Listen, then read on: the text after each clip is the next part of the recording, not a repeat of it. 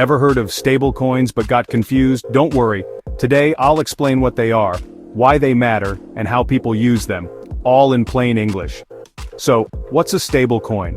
Think of stablecoins as digital money that's always worth the same amount, usually tied to something like the US dollar.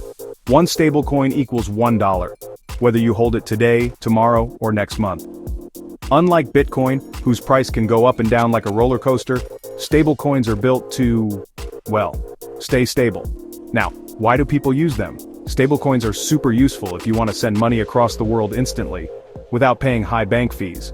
They're great for online businesses, crypto trading, and even saving money in countries where the local currency loses value quickly. Imagine sending $100 to a friend overseas in seconds. No bank, no delays, no crazy fees. But how do stablecoins actually stay stable? Some are backed by real assets, like actual US dollars, gold, or even government bonds kept safely in reserve. Others use smart technology and special rules to automatically balance supply and demand. The most popular ones today, like Tether, also known as USDT, and USD Coin or USDC, are backed by cash and short-term government securities. Let me give you some real-world examples. Tether, or USDT, has over $110 billion in market value. USD Coin, or USDC, sits around $33 billion. And DAI, a decentralized option, is about $5 billion. They've become the backbone of crypto trading and online payments.